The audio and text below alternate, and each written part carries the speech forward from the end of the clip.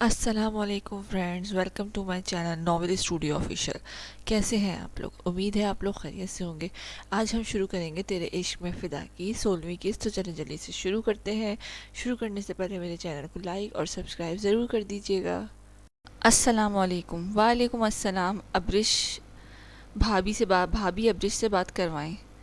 احتشام نے دوسری جانب سے کال یس ہوتے ہی سیدھا مدعے کی بات گوشوار کرتے حکم صادر کیا۔ وہ ایسا ہی تو تھا، خود پسند، بے دھڑک، دو ٹوک، ٹو دی پوائنٹ بات کرنے والا۔ جی لیں، بات کر لیں، آمنہ مسکراتی آواز میں بول کر فون ابریش کی جانب بڑھایا تھا۔ ابریش جو عمر کو سریلیک کھلاتی آدھا خود کھا رہی تھی، آمنہ کے یوں فون سامنے کرنے پر بھویں اچکائی۔ احتشام کی کال ہے، بات کرنا چاہتا تم سے، آمنہ نے فون کی جانب اشارہ کرتے آگاہ کیا، جبکہ احتشام کا اتنے دنوں بعد اپنے لیے فون کال آنے پر غصے سے چہرہ تمتما اٹھا تھا۔ آنکھیں یکدم چھوٹی کر کے اس نے کھا جانے والی نظروں سے فون کو گھورا تھا، جبکہ دل بھی اسپیڈ پکڑ چکا تھا۔ اتنے دن ہو گئے تھے اس پتھر نے مڑ کر نہ پوچھا تھا، ایک تو بھائی اور نندو دیوروں کی شادی سے محروم کیا، پھر گھر سے محروم کیا اور ادھر بھجوا دیا، اوپر سے نہ کوئی حال احوال بتلایا، نہ دریافت کیا، نہ خود آیا۔ اور اب اسے یاد آ گئی تھی کہ اس کی ایک عدد بیوی بھی ہے جو غالباً اس کی دوست کے گھر رہ رہی ہے اور اس کے انتظار میں گھل رہی ہے کہ کب وہ آئے اور اسے واپس حویلی لے جائے۔ وہ یہاں کے دور دور تک ایسے کوئی آثار نہ تھے۔ مجھے نہیں کرنی بات، ابرش تو گویا بھڑک ہی اٹھی تھی، جبکہ احتشام نے اس کے غصے بھری آواز سن کر لب بھینچے۔ بھائی وہ، آمنہ نے شرمندہ سی ہوئی اسپیکر پر کریں آپ، احتشام نے گھمبیر آواز میں آمنہ کو کہا، جبکہ آمنہ جی بھائی کہہ کر فون اسپیکر پر ڈالتی ابرش کو گود سے عمر کو اٹھائے ڈرائنگ روم سے نکل گئی۔ کیا مسئلہ ہے تمہارے ساتھ؟ بات کیوں نہیں کرنی؟ احتشام کی غصے بھری مگر جھنجھلاہٹ سے بھرپور آواز گونجی۔ وہ کیسے اس کے بغیر رہ رہا تھا یہ تو احتشام ہی جانتا تھا۔ جی کون آپ؟ میں نہیں جانتی آپ کو، نہ مجھے بات کرنی ہے آپ سے، بس اتنا بتا رہی کہ میں کل حویلی آ رہی ہوں۔ ابرش سری لیک کا چمچہ منہ میں ڈالتی بول کر احتشام کے اندر لاوا بھر گئی تھی۔ تمہاری ٹانگیں توڑ دوں گا اگر تم نے اس گھر سے قدم بھی باہر نکالا۔ تمہارا علاج میں سمجھ چکا ہوں، تیار ہو جاؤ، لینے آ رہا ہوں، پھر فرصت سے بتاتا ہوں کہ میں کون ہوں۔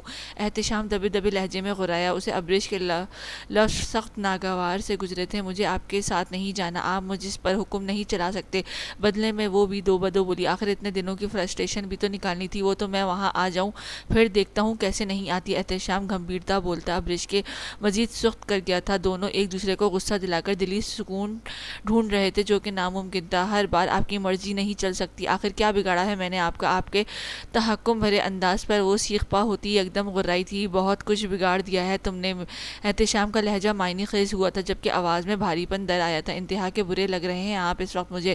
ابرش کی آنکھیں نم ہوئی تھی، جبکہ لہجہ بھی بھیگ گیا تھا۔ اور تم بہت زہریلی، جو رفتہ رفتہ میری رگوں میں اپنا زہر انڈیل رہی ہو، اور یہی زہر اب تم پر حاوی ہونے والا ہے۔ احتشام نے بوجھل آواز میں معنی خیز سرگوشی کی تھی جو کہ ابرش کے سر پر سے گزر گئی تھی۔ مجھے آپ سے بات نہیں کرنی۔ وہ روتی ہوئی کوئی معصوم سی بچی لگی تھی۔ تو کس نے کرنی ہے؟ احتشام کی پیشانی پر بل ابھرے میکس کے پیٹھ سے لاتے اس نے سرد آواز میں استفسار کیا۔ ابرش کی مسلسل بات نہ کرنے والی رٹ سے وہ بری طرح زج ہوتا اٹھ گیا تھا۔ کسی سے بھی؟ ابرش نے ہچکی بھری گونگا کر دوں گا سمجھی، اگر میرے علاوہ کسی اور کا خیال بھی لائی تو۔ احتشام بھڑک اٹھا۔ اس کے کسی اور بھی کہنے پر وہ اتنا شدت پسند ہو رہا تھا وہ خود بھی نہیں جان پایا تھا، یا شاید یہ کچھ دن کی دوری کا اثر تھا کہ احتشام کا دل بری طرح ڈسٹرب ہو چکا تھا کہ اسے دوری تو کیا اس کی کسی سے بات کرنا بھی ناگوار تھا۔ گویا یہ ابتدا تھی شدت پسندی کی تو انتہا کہاں ہونی تھی؟ یقیناً اس کی جنونی کیفیت ابرش پر بھاری پڑنے والی تھی۔ آئی ہیٹ یو، اس کے الٹا اسی پر آگ بگولا ہونے پر ابرش مزید دکھی ہوئی تھی، تبھی سخت غصے میں کہتی کال بند کر گئی تھی، جبکہ احتشام کا میٹر شارٹ کر گئی تھی۔ اس نے شرربار نگاہوں سے فون کو گھورا تھا، جبکہ دل اور دماغ میں الگ سی جنگ چھڑ گئی تھی۔ گاڑی نکالو شہیر، اسلام آباد جا رہے ہیں ہم، احتشام خراب موڈ سے کہہ کر اندر کی جانب بڑھ گیا۔ عدیل کہاں ہے؟ ارتضیٰ اس کا جبڑا دبوچے دھڑا تھا۔ آباد خان اس وقت قابل رحم حالت میں لگ رہا تھا۔ اس کا پورا چہرہ ارتضیٰ کے پڑنے والے مکے سے سوج چکا تھا، جبکہ ہفتے میں صرف 2 دن کھانا ملنے پر اس سے ہلنے کی سکت باقی نہیں رہی تھی۔ وہ بہت کمزور ہو گیا تھا، اس کا صرف پانی پر گزارا تھا۔ پچھلے 1 ہفتے سے وہ مار کھا رہا تھا پر زبان کھولنے سے انکاری تھا، جبکہ ارتضیٰ کے سوال آفتاب اور عدیل کے متعلق تھے۔ مجھے نہیں پتا، وہ درد سے کہہ رہا تھا، بمشکل بولا تھا۔ اس کی ناک کی رٹ نے ارتضیٰ خان کو مزید تیش دلایا تھا کہ وہ اپنی اپو کا بدلہ لینے کے لیے پاگل ہو رہا تھا۔ ٹھیک ہے نہ بتاؤ، ویسے بھی آج تمہارا آخری دن ہے اور مجھے یقین ہے کہ جنازے پر ضرور آئیں گے وہ۔ اتنے دنوں سے اس بڈھے کی ہٹ دھرمی پر وہ صبر کے گھونٹ پیے ہوئے تھا اور آج اس کے صبر جواب دے گیا تھا کہ کیا مطلب؟ آباد خان ہکلا سا گیا تھا جبکہ ارتضیٰ نے کاٹدار نظروں سے اس کو دیکھا تھا۔ آفتاب UAE ہے اور عدیل پاکستان ہے، مجھے نہیں پتا وہ کہاں ہے۔ بینش اور فراز جانتے ہیں اس کے بارے۔ اس کی آنکھوں کی آگ کے شرارے پھوٹتے دیکھ کر آباد خان نے پسینے سے شرابور بالآخر بول پڑا تھا۔ نہ جانے کس احساس کے تحت آباد خان نے اپنا منہ کھول دیا تھا۔ شاید مرنے کا خوف ہوا تھا کیونکہ وہ جانتا تھا ارتضیٰ جو کہتا ہے وہ کرتا ہے۔ وقت گزر گیا ہے، پہلے بتا دیتے تو شاید تمہیں آسان موت دیتا، ارتضیٰ کروفر سے کہتا اپنی جگہ سے اٹھ کھڑا ہوا تھا، جبکہ آباد خان نے رحم طلب نظروں سے اسے دیکھا تھا۔ مجھے معاف کر دو ارتضیٰ خان، وہ آباد پر پوری ہمت جمع کی اس کو دروازے سے نکالتا دیکھ کر بولا تھا مجھے معاف نہیں کر سکتے کہ تمہیں معاف کرنا مطلب ان تمام مظلوموں کے ساتھ ناانصافی کرنے کے مترادف ہے جن کی زندگی تم نے خراب کی ہے۔ ارتضیٰ بغیر مڑے برفیلے لہجے میں پھنکارا تھا عباس، اس کا دھڑ تن سے جدا کر دو اور اس کو اتنے وار دو کہ اس کی دردناک چیخیں اس بیسمنٹ سے باہر تک مجھے سنائی دینی چاہیے۔ ارتضیٰ خان گمبھیر آواز میں حکم صادر کرتا دہلیز پار کر گیا تھا جبکہ پیچھے سے آباد خان کی دردناک چیخیں آنا شروع ہو گئی تھی۔ ارتضیٰ خان اس کی چیخیں سنتا بیسمنٹ سے باہر نکل گیا تھا۔ اس کی گاڑی تک پہنچنے تک مسلسل آباد خان کی غراہٹ اور آہو بکا جاری تھی جبکہ گاڑی میں بیٹھتے ہی آوازیں یکدم سے تھم گئی تھی۔ ارتضیٰ نے سر جھٹکا، تم اسی لائق تھے آباد خان، تمہیں میں اپنے ساتھ کیے پر معاف کر دیتا، پر تم نے نہ جانے کتنی معصوم لڑکیوں کی زندگیاں برباد کی ہیں، انہیں کس سے دو چار کیا ہے کہ تم انسان کے روپ میں ایک درندے تھے۔ مجھے افسوس ہے کہ اس درندے کو ختم کرنے میں وقت لگ گیا بہت، ارتضیٰ نفرت آمیز لہجے میں کہہ کر گاڑی سٹارٹ کرتا فارم ہاؤس سے نکل گیا۔ آج وہ پرسکون تھا، پر عدیل اور آفتاب ابھی باقی تھے۔ بڑی مچھلی کو کچل ڈالا تھا، اب ان کی باری تھی جن کے پیچھے احتشام لگا تھا تو ان کو بچ پانا بھی ناممکن تھا۔ چائے رمشا نے کب ارحم کے سامنے کیا تھا، وہ جو ابھی صوفے پر آ کر بیٹھا تھا۔ رمشا فوراً سے حاضر ہوئی، شکریہ، بہت طلب ہو رہی تھی۔ ارحم نے معنی خیز نظروں سے دیکھتے کہا کب تھام لیا، کچھ پتا چلا؟ رمشا نے فوراً سے ابریج سے پوچھا۔ نہیں، ارحم نے سپ لیتے نفی میں سر ہلایا، مجھے بہت یاد آ رہی ہے۔ رمشا ایک دم اداس سی ہوئی۔ ہاں مجھے بھی، اب ہماری شادی اور لیٹ ہو جائے گی۔ ارحم بھی لہجے میں مصنوعی اداسی سموئے بولا، تم کتنے سیلفش ہو۔ رمشا نے گھورا، تمہیں دیکھ کر سیلفش ہونا بنتا ہے۔ ارحم نے دانت نکسے، تمہیں ذرا بھی ابریج کی فکر نہیں جو دانت نکال رہے ہو۔ رمشا صدمے میں بولی، کیونکہ میں جانتا ہوں ابریج جہاں ہے وہ ٹھیک ہے، وہ ایک بندے کی مرضی کے بغیر واپس نہیں آ سکتی، اس لیے ان کا سوچ کر میرے دانت نکل رہے ہیں، مطلب دونوں جنگلی مڈبھیر ہوں گے۔ ارحم چائے کی چسکیاں لیتا مسکرا کر بولا، کون بندہ؟ رمشا نے خاصا الجھ کر پوچھا۔ یار اس کا اپنا بندہ۔ ارحم نے اس کی لا علمی پر گھورا، اس کا بندہ مطلب کون بندہ؟ رمشا ابھی بھی سمجھ نہ پائی تھی۔ تم اس کے بندے کو چھوڑو، اپنے بندے بننے پر دھیان دو۔ ارحم ہاتھ جھلا کر بولا، واٹ، تم پاگل ہو؟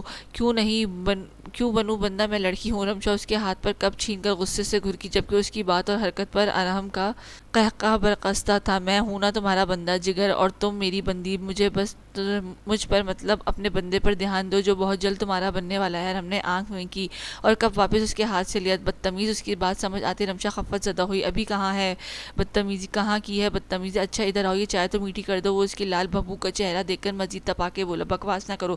رمشا نے منہ پھیرا، اچھا تو تم خود کی بکواس کرتی ہو، مطلب میٹھی کرتی ہو، اس کا کیا؟ ارحم نے آنکھیں دکھائیں، کھسک گئے ہو تم؟ رمشا نے آنکھیں دکھائیں، تمہاری صحبت کا اثر ہے، اتنا خطرناک ہے، کیا کروں؟ اس کی کلائی پکڑ کر اپنی جانب کھینچ کر اپنے نزدیک ترین بٹھا چکا تھا۔ دور ہٹو، پاس کہاں آیا ہوں؟ ارحم نے منہ بنایا اور مزید قریب کیا، میں تمہارا منہ نوچ لوں گی۔ رمشا اس کی گرفت میں جھٹ پٹائی، ہاں پر میرے طریقے سے۔ ارحم نے مزید ضد کیا، میں لالے کو بتاؤں گی۔ وہ بھنا اٹھی، اس کی ہٹ دھرمی پر لالے کو بتا کر مجھے کھلم کھلا دعوت دینا چاہتی ہو؟ بڑی آئی کوئی چلاک لومڑی ہو، میرے منہ پر واویلا اور چوری چوری چوچے لڑانے کے پکے انتظامات۔ وہ بات ادھوری چھوڑتا دانتوں تلے لب دبا گیا، مرو تم۔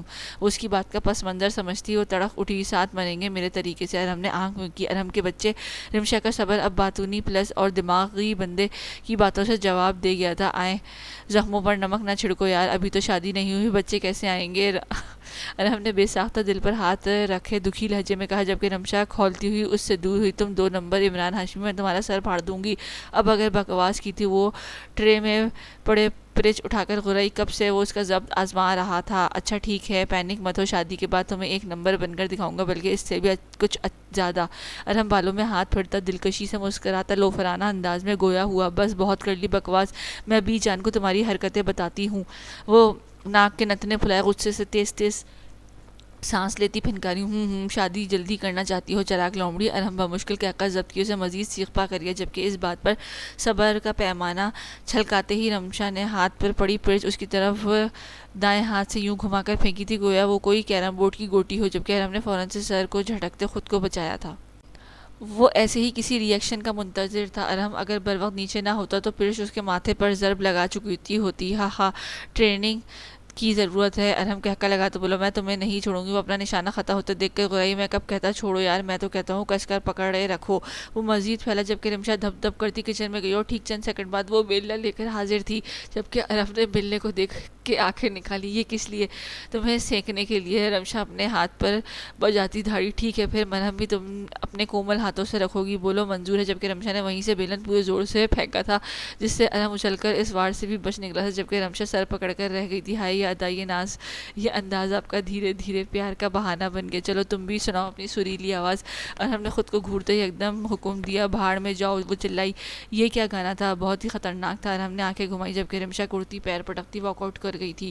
وہ اداس سی بالکنی میں کھڑی تھی۔ پچھلے ویک سے ارتضیٰ خان دیر تک واپس آتا تھا اور صبح اس کے جاگنے سے پہلے ہی چلا جاتا تھا۔ رباب صبح اٹھ کر اس کو نہ پا کر اداس سی ہو جاتی۔ وہ بخوبی جانتی تھی کہ ارتضیٰ خان اگنور کر رہا ہے، پر کیوں الیکشن کے بعد اس کی ذمہ داریاں مزید بڑھ گئی تھیں جن میں وہ بری طرح مصروف ہو گیا تھا، اور وجہ بی جان رباب کے سوال بھی تھے جن کا وہ فی الحال کوئی جواب نہیں دے سکتا تھا۔ احتشام کے بعد سب کی نظریں اسی پر جمی تھی کہ وہ اتنا پرسکون کیسے ہے، اس لیے ارتضیٰ نے خود کو بے تحاشا مصروف کر رکھا تھا۔ ہاسپٹل، سرکاری اسکول، کالجز اور 2-3 سڑکوں کے پروجیکٹ پر وہ کنسٹرکشن کمپنی اور انجینئر سے مسلسل میٹنگز کر رہا تھا، ساتھ ہی سی ایم اے کے ساتھ کچھ ضروری امور پر تبادلہ خیال کر رہا تھا، اور اس سلسلے میں وہ صرف 2 سے 3 بار گھر آیا تھا، وہ بھی ان سب کے جاگنے سے پہلے نکل جایا کرتا تھا۔ آج چونکہ آباد خان سے نمٹ کر وہ کہیں بھی جانے کے بجائے سیدھا حویلی آیا تھا، مطلب باقی کا سارا وقت وہ اپنے شریک حیات کو منانے میں مصروف کرنے والا تھا۔ جانتا تھا رباب دل میں کیا کیا وہم پال کر بیٹھی ہوگی جنہیں ختم کرنا ازحد ضروری تھا۔ رباب کافی دیر تک وہیں کھڑی، اب تھکن سے محسوس کرتی کمرے میں آ کر کاؤچ پر لیٹ کر آنکھیں موند گئی۔ اسے لیٹے کچھ دیر ہوئی تھی جب وہ دھیرے سے دروازہ کھول کر کمرے میں آیا۔ نگاہیں سامنے پری پیکر حسین چہرے پر پڑی تھی، پرپل رنگ کے سلک کے سوٹ میں جس میں دامن اور سائڈ سلک پر گوٹا کناری لگی تھی، ساتھ پرپل سی نیٹ کا دوپٹہ، شانوں پر پھیلائے بالوں کو کیچر میں قید کیے، میک اپ سے پاک چہرہ پلکیں آرزو پر گرائے وہ آرام دہ حالت میں لیٹی تھی۔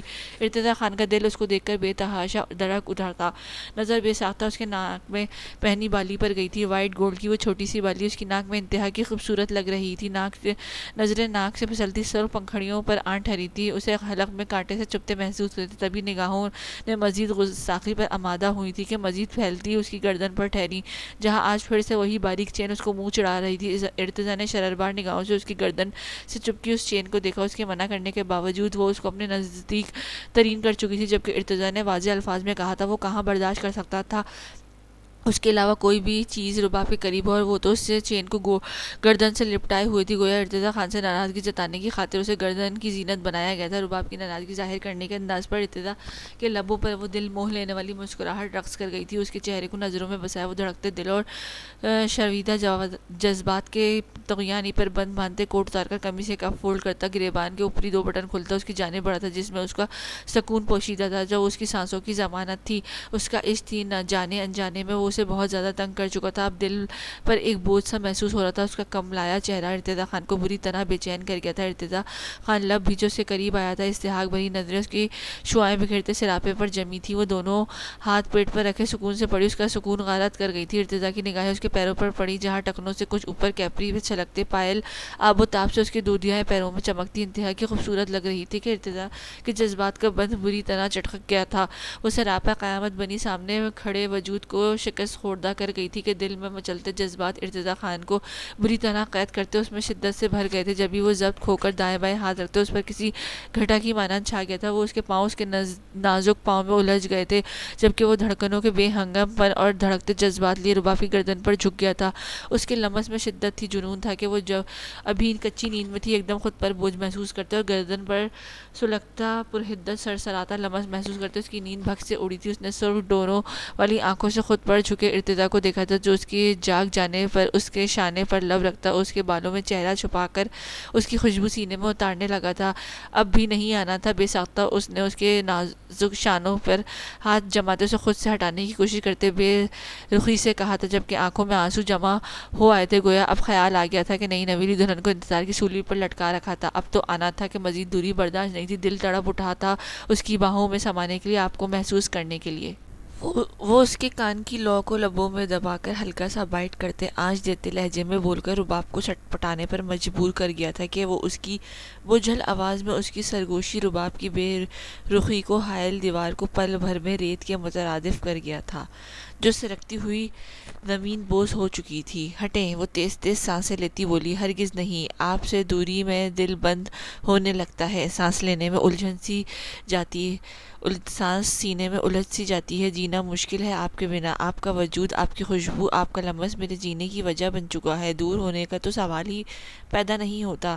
رباب، وہ اپنے بوجھ اس پر ڈالے، مضبوط بازو اس کی کمر میں ڈالے، اسے شدت سے خود میں بھیجے، اس کی خوشبو میں سانس بھر کے گھبیڑتا سرگوشی کرتا دل کا حال بتاتا گیا تھا، جبکہ رباب کو سانس لینے میں مشکل ہو رہی تھی۔ اس کا خود پر وزن، اس کی باتیں، اس کا لمس، سب نے رباب کے وجود میں برق رفتاری سی دوڑا دی تھی۔ اس کی اس قدر شدت پر اس کی آنسو چھلک پڑے تھے۔ پھر کیوں تھے اتنی دور؟ آپ نے پوچھا تک نہیں کہ میں کیسی ہوں؟ کوئی ایسا کرتا ہے؟ وہ بھر آئی سی شکوہ کے نہ ہوئی، جبکہ اس کو خود سے دور کرنے کی تگ و دو ہنوز جاری تھی۔ ہاں مت کریں۔ ارتضیٰ نے اس کی گردن پر چہرہ نکالے، اس کے ہاتھوں کو اپنی گرفت میں لے کر خمار آلود آنکھوں اس کی آنکھوں میں گاڑے منع کیا تھا، جبکہ رباب نے اسے دیکھ کر نگاہیں جھکا لیں۔ دل کی دھڑکنوں میں طوفان سا مچا ہوا تھا، جسے ارتضیٰ بخوبی محسوس کر رہا تھا۔ وہ بنا پلک جھپکائے اسی کو دیکھ رہا تھا۔ کیوں اداس ہیں؟ اس کے لبوں کے قریب مہر ثبت کرتا ارتضیٰ نے دریافت کیا تھا، حالانکہ جانتا تھا کہ وہ اس کے لبوں سے سننا تھا۔ ابرش کی وجہ سے۔ رباب نے نگاہیں جھکائے ہی جواب دیا، اپنے لیے دیوانے شخص کی آنکھوں میں دیکھنا دنیا کا مشکل ترین امر ہے، جو اس وقت رباب کو درپیش تھا۔ فکر چھوڑ دیں، وہ ٹھیک ہے اور محفوظ ہے، اس وقت آپ کو اپنی فکر کرنی چاہیے۔ وہ اس کا گال سہلاتے بولا، گھر جانا ہے مجھے۔ اس کی معنی خیز بات پر رباب ناک چڑھا کر بولی، تو میں کہاں جاؤں گا؟ وہ لب کو کونا دانتوں تلے دبائے بولا، رہیں وہیں جہاں پہلے تھے۔ وہ روٹھی سی بولی، آپ کو بھی تو اکیلا نہیں چھوڑ سکتا۔ وہ اس کی تھوڑی پر مہر ثبت کرتا خمار آلود آواز میں بولا تھا، بڑی جلدی نہیں؟ خیال آ گیا۔ رباب نے مژگان کی باڑ اٹھا کر اس کی آنکھوں میں دیکھا، جہاں جذبات کا ٹھاٹھے مارتا سمندر امڑ آیا تھا۔ بے ساختہ وہ نگاہوں کا زاویہ پھیر گئی تھی۔ اس کی اس حرکت پر ارتضیٰ خان کے لبوں پر مسرور سی مسکراہٹ رینگ گئی تھی۔ آپ میری آنکھوں میں خود کے لیے شدت بھرے جذبات تاب نہیں لا سکتی تھی، تو ان دونوں میری شدت کو کیسے برداشت کرتیں، جو آپ کو پانے کے بعد مزید وسعت اختیار کر چکی ہیں، اتنی کہ آپ کا سانس لینا بھی محال ہو جائے گا۔ وہ مدھم آواز میں پھر پرتپیش لہجے میں بولا، اس کی ناک میں پہنی بالی کو لبوں سے چھو گیا تھا۔ اس کی بات کا پس منظر سمجھتے رباب کپ کپا سی گئی تھی۔ وہ اس کی جنون خیزیاں برداشت کر چکی تھی، پر اس وقت ارتضیٰ کا ایک الگ جنونی انداز اور اس کی بے باک گھمبیرتا لہجے کی پختگی، اس کی کمر کے گرد لپٹے اس کے بازو کی حدت، ساتھ ان میں سختی محسوس کر کے وہ تڑپ اٹھی تھی۔ ارتضیٰ کی گرم سانسوں سے اسے اپنا چہرہ جھلستا ہوا محسوس ہو رہا تھا، جبکہ گردن پر جلن محسوس ہو رہی تھی۔ کہتے ہیں جو میسر آ جائے اس کی چاہت کم ہو جاتی ہے، پر آپ کو پانے کے بعد آپ کی طلب مزید بڑھ گئی ہے رباب، اور جتنی بار میں آپ کے قریب آؤں گا، ہر بار پہلے سے زیادہ آپ کے وصل اور قربت کی تمنا بڑھتی جائے گی، اتنی کہ آپ کو مجھ سے بچنے کے لیے پناہ بھی مجھے میں ہی ڈھونڈ لینی پڑے گی۔ ارتضیٰ اس کے بوجھل پلکوں پر پھونک مارتا، انہیں مزید بوجھل کرتا، دل موہ لینے والے انداز میں مدھم آواز میں سرگوشیاں کرتا رباب کو معتبر کرتا گیا تھا، گویا اس کے دل میں پنپتے اندیشوں کو جنم لینے سے پہلے ہی ختم کر دیا گیا تھا۔ رباب کے لبوں پر مسکراہٹ مچلی تھی، دل گویا پوری رفتار سے دھڑک اٹھا تھا، وجود میں سکون کی لہر دوڑ گئی تھی۔ بے ساختہ اس نے ارتضیٰ خان کے سرخ آنکھوں میں جھانکا تھا، تبھی اس نے بڑی اچانک سے آگے بڑھ کر ارتضیٰ کے ماتھے پر اپنے لب رکھتے بنا کچھ کہے بہت کچھ کہہ گئی تھی کہ ارتضیٰ نے آنکھیں موند کر اس کی نرم گرم لمس کو محسوس کیا تھا، جبکہ کمر پر گرفت مضبوط تر ہوئی تھی۔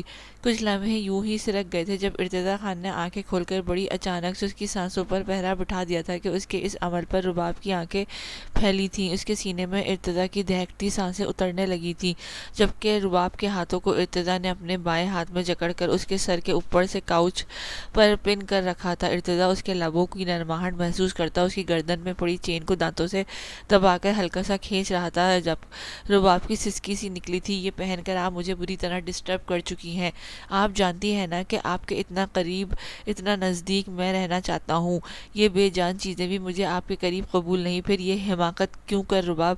ارتضیٰ نے اس کے کالر بون پر دانتوں کا دباؤ بڑھاتے سرد لہجے میں استفسار کیا تھا، جبکہ رباب کا دل سوکھے پتے کی مانند لرز رہا تھا۔ اپنی گردن پر اس کی بریڈ کی بے تحاشا چبھن سے بھی وہ محسوس کر گئی تھی کہ ارتضیٰ کو اس کی یہ چین پہننا پسند نہیں آیا۔ وہ میں غلطی کر چکی ہیں آپ مجھ سے ناراضگی جتانے کی خاطر اسے پہن کر۔ ارتضیٰ نے اس کے لبوں پر انگلی جما کر اسے خاموش کروا کر کمر پر حرکت کرتے کہا۔ ہاتھ اس کی شرٹ کی زپ پر لے جا کر جھٹکے سے کھینچ چکا تھا کہ رباب نے سختی سے آنکھیں میچی۔ تبھی ارتضیٰ نے اس کی چین کا ہک کھول کر اس کی گردن سے جدا کر چکا تھا۔ اس کے انداز کے مطابق رباب کی گردن پر چین کے سرخ واضح نشان تھے۔ ارتضیٰ نے سختی سے لب بھینچے اور اس کے بالوں کو مٹھی میں جکڑا۔ آپ کے پور پور پر میرا حق ہے تو کیا سوچ کر آپ نے خود کو تکلیف دی؟ وہ بالوں پر گرفت سخت کرتا اس کی گردن کے نشان پر انگوٹھے سے سہلاتا ٹھٹھراتی آواز میں بولا کہ بے ساختہ رباب کے منہ سے سسکی نکلی لبوں کو گویا سی لیا تھا۔ ارتضیٰ نے بغور اس کے پیوس لب کو دیکھا تھا۔ نیکسٹ ٹائم اگر ناراض ہوں تو اچھے سے ریڈی ہو جائیے گا، منانا میرا کام ہے۔ وہ اس پر سے اٹھتا ساتھ کھینچ کر اسے بھی اٹھایا تھا اور جھٹکے سے اسے باہوں میں بھرے بیڈ کی جانب بڑھا۔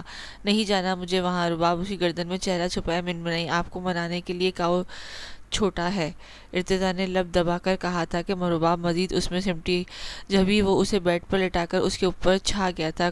کیا کر رہے ہیں؟ اپنے وجود سے دوپٹہ سرکتا دیکھ کر وہ بوکھلا کر بولی، ہمارے بیٹے کو لانے کا پروسیس کنٹینیو کر رہا ہوں تاکہ میں کبھی ادھر ادھر ہوں تو آپ کا دل بہل جائے۔ وہ مخمور نگاہوں سے اسے دیکھ کر معنی خیزی سے کہتا، مکمل اس پر دسترس جماتا، رباب کے ذات میں گم ہو کر اسے دنیا بھلا کر خود تک متصل کرتا، اپنی ذات میں بری طرح مدغم کر چکا تھا۔ اسلام آباد جا رہا ہوں میں، فون پر انگلیاں چلاتے وہ شان بے نیازی سے بولا۔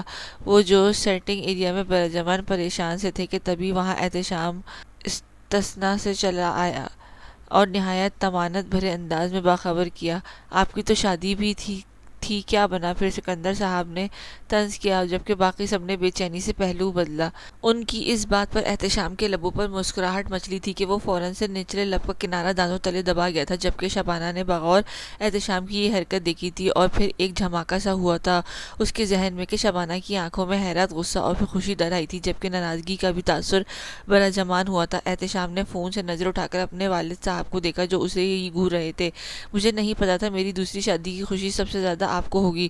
آگے بھی احتشام سکندر خان تھا۔ اس نے بھرپور سنجیدگی کا دامن تھامے پرسکون انداز میں سکندر خان کو مزید تیش دلایا تھا کہ وہ تو جیسے ہول اٹھے تھے اس کے من دھڑک انکشاف پر، جبکہ باقی سب لب بستہ سے بیٹھے تھے۔ سجل تو آنسو بھری آنکھوں سے احتشام کو دیکھ رہی تھی۔ مانور کا بھی یہی حال تھا، جبکہ ان دونوں کی میاں اضطرابی کیفیت میں بیٹھے پیچ و تاب کھا کر رہ گئے تھے۔ اتنے دنوں سے ان کی بیویاں اداس تھیں اور وہ ٹھیک سے شادی بھی انجوائے نہیں کر پائے تھے کہ وجہ ابریش کی مسنگ ہونا تھا۔ وہ دن رات خاک چھاننے میں لگے تھے اپنی بہنا کو لا سکیں، اور اس کا شوہر جیسے کوئی پرواہ تک نہ تھی اور اب اسلام آباد جانے کی اطلاع دے رہا تھا۔ غصہ تو آنا ہی تھا، جبکہ زانون دونوں ہاتھوں کو انگلیوں میں الجھائے فرش کو گھوراتا۔ شدت غم و غصے سے اس کی آنکھیں سرخ تھیں۔ وہ بہت مس کر رہا تھا ابریش کو۔ احتشام نے سب پر ایک طائرہ نظر دوڑائی، جبکہ اپنی فیملی کو یوں دیکھ کر اس کا دل کیا پوری دنیا کو آگ لگا دے اور احتشام اور ختم کرے یہ سب ڈرامہ اور بتا ڈالے کہ ان کی چہیتی اس کے پاس ہے اور بالکل ٹھیک ہے میڈم، لیکن فقط سوچ ہی سکا تھا اس شادی کی خوشی نہیں ہے۔ آپ کی غیرت کی انتہا دیکھنا چاہتے ہیں ہم کہ آپ اور کتنے غیرت مندی کا مظاہرہ کرتے ہوئے بغیر اپنی بیوی کو ڈھونڈے دوسری شادی کو ترویج کر رہے ہیں۔ سکندر خان خاصے برہم تھے، جبھی ملغوب الغضب لفظ طنز کے نشتر میں استعمال کر چکے تھے کہ احتشام کا چہرہ سرخ اٹھا تھا، کانوں سے جیسے دھواں نکلتا محسوس ہوا تھا، اس کی غیرت کا تانا دیا گیا تھا، بڑا کاری وار ہوا تھا احتشام پر کہ وہ بلبلا اٹھا تھا جیسے اس کی دوسری شادی کا باقی سب آگ بگولا ہو چکے تھے۔ وہی حال اس وقت احتشام کا تھا، اور اب سیدھا سیدھا اس کی غیرت پر اٹیک ہوا تھا کہ اس میں غیرت نہ تھی جو بیوی کے غائب ہونے پر ٹھنڈا تھا۔ گویا کیوں تھا وہ ایسا؟ سکندر خان نے اس کو احساس دلانا چاہا تھا کہ غالباً جو اتنے دنوں سے نہیں مل رہی تھی، اور احتشام سکندر خان کی عزت ہے جسے وہ فراموش کر گیا ہے، پر وہ نہیں۔ احتشام کی آنکھوں میں خون اتر آیا تھا، اس نے فون پر گرفت حد درجہ مضبوط کی، جبکہ ماتھے کی رگیں ابھر آئی تھیں، بھینچے جبڑے اس کی شدت ضبط کا مظاہرہ پیش کر رہے تھے۔ سکندر خان کی اس بات پر وہ سب حوالنکوں کی طرح احتشام کے سرخ چہرہ دیکھ رہے تھے۔ زارون بھی سر اٹھا چکا تھا۔ احتشام نے بے ساختہ دائیں ہاتھ کی 2 انگلیوں اور انگوٹھے کی مدد سے اپنی پیشانی سلائی، ساتھ ہی سب کو گھور کر دیکھا تھا جو اسے یوں دیکھ رہے تھے جیسے پہلی بار دیکھ رہے ہوں۔ بہت جلد آپ کو میری غیرت کا اندازہ ہو جائے گا کہ احتشام سکندر خان اپنی عزت کی جانب نظر اٹھا کر دیکھنے والوں کا کیا انجام کرتا ہے، وہیں آپ کی بہو کو بھی اندازہ ہو جائے گا کہ وہ اس گھر سے باہر نکل کر کتنی بڑی غلطی کر چکی ہے۔ احتشام گمبھیر سرد آواز میں پھنکارا تھا، جبکہ اب ایک بات میں آپ سب کو بتا رہا ہوں، یہ میرا اور میری بیوی کا معاملہ ہے، کوئی بھی اس میں نہ پڑے، میں اچھے سے جانتا ہوں مجھے کیا کرنا ہے۔ وہ احتشام سکندر خان کی عزت ہے، آپ کو کیا لگتا ہے اتنی جلدی چھوڑ دوں گا اس کو؟ وہ حال کروں گا کہ ساری زندگی یاد رکھے گی، اس لیے دور رہیں آپ سب، اور تم دونوں کل شام کی فلائٹ سے تم لوگوں کو اپنی بیویوں کو لے کر جاؤ گھمانے، کہ میں اپنی بہنوں کو اداس بالکل نہیں دیکھ سکتا، اور جلدی واپس آ کر کام پہ لگو۔ اور تم زارون، کل صبح کی فلائٹ ہے تمہاری، دبئی جا رہے ہو، تم جو کہا ہے وہ ہونا چاہیے، بحث کی گنجائش نہیں، گاٹ اٹ۔ احتشام نے ایبرو چکا کر لڑکوں کو احساس دلاتے حکم صادر کیا تھا، اس کے دو ٹوک انداز پر وہ سب سر ہلا کر رہ گئے تھے۔ احتشام سب کو تسلی سے سمجھاتا ان کو اچھی حد تک پرسکون کر گیا تھا، جبکہ شبانہ کے لبوں پر مسکراہٹ ڈرائی تھی۔ ہو تو میرے بیٹی آپ کے پاس ہے، وہ بڑبڑائی تھی۔ تبھی ملازم احتشام کا سامان گاڑی میں رکھ کر اسے بتانے آیا تھا۔ احتشام اسے جانے کا اشارہ کرتا فون پاکٹ میں رکھ کر خانم بی کے پاس آیا تھا، اور ان کے سر پر لب رکھ کر، ساتھ ہی اپنی چھوٹی ماما اور چچی کے سر پر پیار دے کر سجل مانور کو ملتا دور ہوا تھا۔ اللہ حافظ، وہ گمبھیر آواز میں بول کر آنکھوں میں سن گلاسز چڑھاتے ہوئے بھاری بوٹوں کی دمک چھوڑتا باہر نکل گیا تھا۔ مجھے لگتا ہے یہ لڑکا جانتا ہے کہ ابریش کہاں ہے، خانم بی نے پرسوچ انداز میں کہا تھا۔ رات ڈنر کے بعد ابریش، آمنہ، حارث لاؤنج میں بیٹھے تھے۔ ابریش عمر کے ساتھ کھیل رہی تھی، جبکہ حارث اور آمنہ میں بحث چل رہی تھی۔ وجہ اس کا لیٹ آنا تھا جو آمنہ کو ایک آنکھ نہ بھاتا تھا۔ اب ابریش تھی تو وہ اس کی موجودگی میں بور نہیں ہوتی تھی، ورنہ تو سارا سارا دن وہ اکیلی گھر میں ہوتی، کافی پریشان ہوتی جا رہی تھی۔ اوپر سے حارث آمنہ کو کوئی جاب بھی نہیں کرنے دیتا تھا، وہ گھر میں رہ کر گھر والے اور بچوں کو سنبھال لے، جاب کا نام بھی نہ لے۔ آمنہ نے کافی منتیں کی تھی، پر وہ پولیس والا نہ مانا تھا، جس کی بنیاد پر آمنہ نے بھی گھر جلدی آنے کی بات منوائی تھی، جسے حارث بخوشی مان گیا تھا اور کبھی عمل پیرا نہ ہوا تھا، اور اس کے روز دیر سے آنے پر ان دونوں میں جنگ ہوتی رہتی تھی۔ سوری یار، حارث کی جھنجھلائی ہوئی سی آواز آئی۔ پچھلے آدھے گھنٹے سے وہ سوری کی گردان کر رہا تھا، پر آمنہ منہ پھیر جاتی۔ گڑیا، آج کوئی میں لیٹ آیا ہوں، حارث نے ابریش کو بیچ میں گھسیٹا جو عمر کے ساتھ کھیلتی ان دونوں کی لڑائی انجوائے کر رہی تھی۔ آمنہ نے بھی ابریش کو دیکھا، جس کے لبوں پر شرارتی مسکراہٹ تھی۔ ہاں ہاں، تم بتاؤ ابریش، کیا یہ لیٹ تھے یا نہیں؟ آمنہ نے بھی اسے جج بنایا، جبکہ ابریش نے ان دونوں کو دیکھا، عمر کو دیکھا جو بڑی بڑی آنکھوں سے اسے ہی پٹر پٹر گھور رہا تھا، گویا وہ بھی جاننا چاہتا تھا۔ جی 11:30 بجے ڈنر کیا ہے ہم نے، اور عمر ایک بار سو کر اٹھ بھی چکا ہے، جبکہ آپ 11:15 پر آئے ہیں، اور ہم آپ کا 8 بجے سے انتظار کر رہے تھے، تو آپ لیٹ آئے ہیں، وہ بھی بہت۔ ابریش نے مسکرا کر لمبی وضاحت دیتے فیصلہ سنایا کہ حارث نے اسے گھورا جو مزید جلدی پر تیل کا کام کر رہی تھی، اور آمنہ نے ہوں کہہ کر پھر سے رخ موڑ لیا۔ وہیں عمر نے بھی گندا سا منہ بنا کر اپنا چہرہ موڑ لیا، جبکہ ابریش کو اس کی ناراضگی پر ٹوٹ کر پیار آیا تھا۔ تبھی اس نے پھولے گال کھینچ کر مزید پھلا دیا۔ حارث، تم ہر بار یہی کرتے ہو، میں بتا رہی ہوں میں امی کے گھر چلی جاؤں گی۔ یار یہ دھمکی نہ دیا کرو۔ حارث گڑبڑا سا گیا تھا۔ اب کی بار سچ کہہ رہی ہوں، آمنہ نے اپنی بات پر زور دیتے کہا۔ جانا صحیح، پھر میں تم سب سسرالیوں کو تھانے میں بند کر دوں گا، حارث نے مصنوعی غصے سے کہا تھا کہ آمنہ کا منہ کھلا اور ابریش کا قہقہ گونجا۔ تبھی وہ عمر کو اٹھا کر وہاں سے چلی گئی۔ ابریش کے جاتے ہی حارث آمنہ کو اپنی جانب کھینچتا اس کی سانسوں پر پہرے بٹھا گیا تھا۔ یہ سب اتنی اچانک تھا کہ آمنہ کی آنکھیں پھیل گئی تھی۔ ہوش میں آتے ہی وہ زبردست مزاحمت کرتی اس سے دور ہوئی تھی۔ مجھے لگا ویسے تو مان نہیں رہی، اسی طرح مان جاؤ گی؟ حارث دلکشی سے مسکراتا اس کے لبوں پر انگوٹھا چلاتے بولا، نہیں مانی میں۔ وہ اس کے کندھے پر ہاتھ مارتی تڑپ اٹھی، جبکہ احتشام کے گلا کھنکھانے پر وہ دونوں ہڑبڑا کر دور ہوئے، جبکہ احتشام حسب معمول فون پر نگاہیں جمائے ہوئے کھڑا تھا۔ غالباً میری معصوم بیوی بھی ادھر ہی رہ رہی ہے جس کے لیے یہ ماحول برداشت سے باہر ہے۔ احتشام سنجیدہ آواز میں بولا کہ وہ دونوں کھسیانی سے ہو گئے، تم کب آئے؟ حارث گڑبڑا کر اس کی جانب لپکا اور تیزی سے گلے لگا، جبکہ آمنہ سرخ چہرے کے ساتھ کھڑی خفت سی ہو رہی تھی۔ سالے میری بیوی کو شرمندہ کر دیا۔ حارث احتشام کے کان میں چبا کر بولا، تمہیں نہیں آئی شرم؟ احتشام نے گھور کے بدلے میں وہ بدتمیزی کی نمائش کرنے لگا۔ جب ہی آمنہ فوراً سے آگے آتی احتشام کے سامنے سر جھکایا۔ احتشام نے بڑے بھائی کی طرح شفقت بھرا ہاتھ اس کے سر پر رکھا تھا۔ اب کیا کیا ہے اس نے؟ احتشام نے حارث کو گھورتے استفسار کیا، جبکہ آمنہ نے اس کے روز کے جھوٹے وعدوں کا پلندہ کھول کر رکھ دیا۔ احتشام نے خونخوار نظروں سے حارث کو دیکھا، یار بس ایک کیس میں الجھا ہوا ہوں۔ حارث نے جواز پیش کیا، تم تو روز ہی الجھے ہوتے ہو، تمہیں کیا کہا تھا میں نے؟ احتشام سرد آواز میں بولا، جبکہ آمنہ کے لبوں پر مسکراہٹ ڈھل آئی۔ نیکسٹ ٹائم نہیں ہوں گا لیٹ۔ حارث نے آنکھیں گھمائی، ہونا بھی نہیں چاہیے، آخری وارننگ دے رہا ہوں۔ احتشام نے عزلی سپاٹ انداز میں بولا تھا، جبکہ حارث نے اب کی بار منہ کی آمنہ کو تنبیہی نظروں سے دیکھا، گویا کہہ رہا ہو کہ آج تم اپنی خیر مناؤ۔ اس کے دیکھنے پر آمنہ اترا اٹھی تھی، ہوں بھائی کو دیکھ کر شیرنی بن گئی ہے۔ حارث بڑبڑایا، اور ان کو دیکھو جس نے احتشام حال احوال دریافت کر رہا تھا۔ ابریش کہاں ہے؟ احتشام نے استفسار کیا۔ وہ ابھی کمرے میں گئی ہے، آمنہ جلدی سے بولی، ہم بلا دیں اسے، ہمیں جانا ہے۔ احتشام نے کلائی پر بندی گھڑی پر وقت دیکھتے کہا، یہ کون سا وقت ہے آنے کا اور پھر جانے کا؟ حارث بھی اپنی بہن کی سائڈ لیتا میدان میں کود پڑا تھا، یہی وقت ہے جانے کا۔ احتشام نے اپنی بات پر زور دیا، گویا بہت کچھ جتا دیا تھا، بھائی ابھی اور رہنے دیں ابریش کو۔ آمنہ فٹ سے بولی، ہاں میں ابھی نہیں بھیج رہا اپنی بہن کو۔ حارث نے بولا، سوری بچے، جانا ضروری ہے۔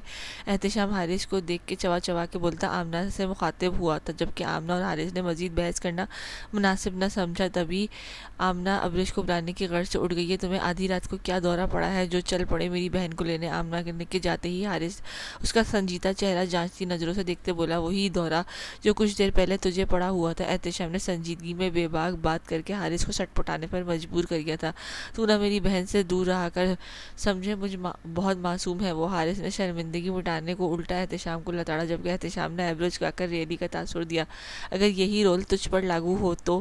احتشام نے اس کی دکھتی رگ پر دبائی، میری بات اور ہے، وہ میرے بچے کی ماں ہے اور میں دور نہیں رہ سکتا۔ حارث بالوں میں ہاتھ پھیرتا بولا، اس لیے تو لے جا رہا ہوں وہ بھی میرے بچے کی ماں بن سکے۔ احتشام نے پھر سے سنجیدگی میں بے باک بات کرتے حارث کا منہ بند رکھنے پر مجبور کر دیا تھا۔ جب ہی آمنہ واپس آئی، بھائی وہ نہیں آنا چاہتی، سخت ناراض ہے آپ سے۔ آمنہ نے احتشام کو بتایا ہی تھا کہ احتشام لب بھیجیے کہاں ہے؟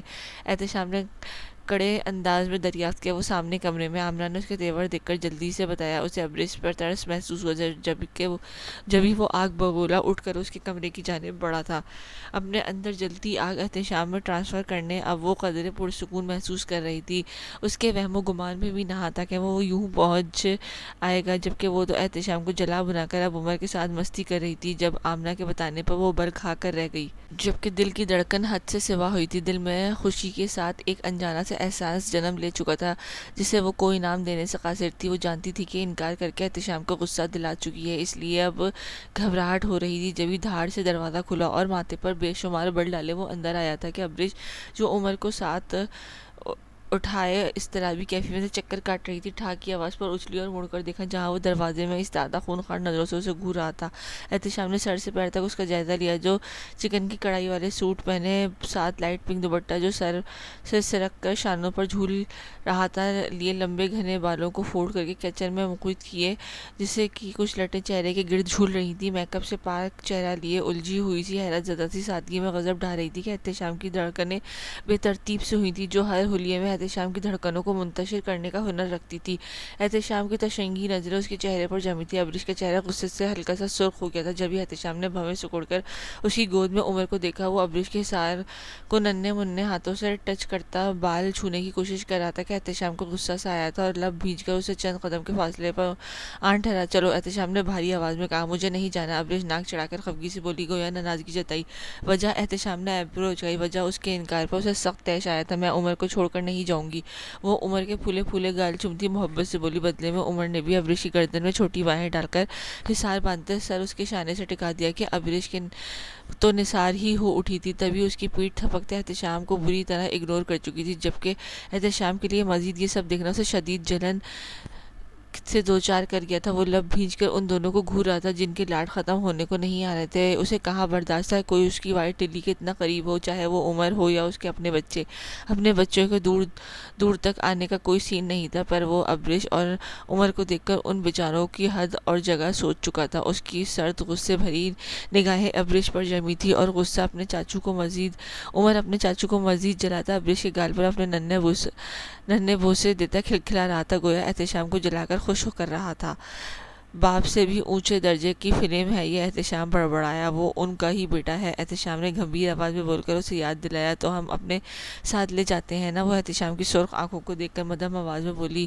ہم اپنے ہی لے آئیں گے، اب چلو۔ احتشام اس کی ضد پر چڑ سا گیا تھا۔ کتنے دنوں سے اسے محسوس نہیں کیا تھا، کتنا بے چین تھا وہ، نہ جانے وہ کیسے رہا تھا اس کے بغیر۔ اس کی قربت احتشام کے لیے نشہ ثابت ہوتی تھی۔ وہ اس کے سنگ اس کی قربت میں سکون چاہتا تھا، اسے محسوس کرنا چاہتا تھا، پر ابریش تھی کہ اس کے جذبات، اس کے احساسات، اس کی سرخ آنکھیں اس کی بے چینی دیکھ کر بھی ظالم بنی ہوئی تھی۔ اس کے احتشام سے یوں بیگانگی اور لاپرواہی اس کے حق میں بری ثابت ہونے والی تھی۔ وہ تو چٹانوں کے حساب سے بے باک کرنے والا بندہ تھا، ابریش کو کیسے بخش دیتا جو پہلے ہی اس کے لیے امتحان بنی ہوئی تھی۔ اس پر تضاد، اس کا لا تعلق ہونا جلتی پر تیل کا کام کر گیا تھا۔ وہ منہ پھلائے گاڑی میں اس کے ساتھ برا جوان تھی۔ حارث آمنہ کے لاکھ منع کرنے کے باوجود وہ اڑیل شخص انکار کرتا، ابریش کو آنکھیں دکھاتا اپنے ساتھ لیے منزل کی جانب رواں دوا تھا۔ ابریش اس کی جانب سے رخ موڑے احتشام سے مکمل لا تعلقی کا پرچار کرتی احتشام کو مزید سلگانے کا کام انجام دے رہی تھی۔ اسے ابریش کو اگنور کرنا سخت برا لگا تھا۔ وہ اس کے غصے کے سبب لب بھیجے گاڑی ڈرائیو کرتا وقتاً نگاہیں اس پر بھی ڈال لیتا تھا۔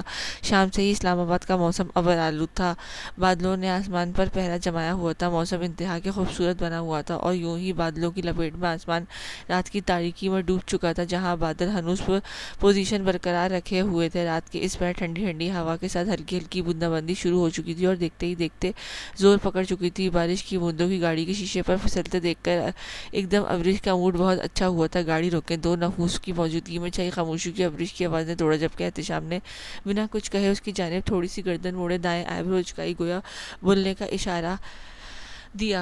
بارش آ رہی ہے، ابریش خوشی سے چہکی، اس کے چہرے چمک رہا تھا، جبکہ احتشام نے الوہی چمک دیکھ کر حیرانگی کا تاثر دیا، جو اب پھر سے باہر متوجہ تھی۔ تو کون سا پہلی بار آ رہی ہے؟ احتشام کی گمبھیر آواز گاڑی میں گونجی۔ وہ سمجھ نہیں پایا تھا بارش کو دیکھ کر وہ اتنا خوش کس لیے ہو رہی تھی، جبکہ احتشام کو بارش پسند نہیں تھی۔ ایسے موسم میں وہ جلد از جلد گھر جانے کی پڑ تولتا تھا، گویا انجوائے کرنا تو پھر دور کی بات تھی۔ میرے لیے یہ ہر بار پہلی ہی بارش ہوتی ہے، پلیز روکیں گاڑی، مجھے بارش میں بھیگنا ہے۔ وہ احتشام کے سڑے ہوئے جواب پر اسے گھورتی بولی۔ احتشام وائٹ للی کی سلیوز کلائیوں سے اوپر آتے فولڈ کیے گھنے بال بے ترتیبی سے ماتھے پر پڑے تھے، ایک ہاتھ سے اسٹیئرنگ تھامے دوسرے کی کونی فولڈ کیے دوسرے سے دروازے سے ٹکائے سنجیدہ سا نگاہیں روڈ پر مرکوز کیے دروازہ ڈرائیو کرتا انتہا کا ہینڈسم لگ رہا تھا۔ ابریش کے دل نے دھڑکن کی لے بدلی تھی جبھی احتشام کی جھنجھلاہٹ سے بھرپور آواز آئی، تمہارا دماغ ٹھیک ہے؟ یہ کون سا وقت ہے بھیگنے کا؟ احتشام کا لہجہ تلخ تھا ہوا، وہ اس کا وقت تھوڑی ہوتا ہے۔ ابریش نے بھی اس کے انداز میں جوابی کارروائی کی، بیمار پڑ جاؤ گی اور میں یہ افورڈ نہیں کر سکتا، اب خاموشی سے بیٹھی رہو۔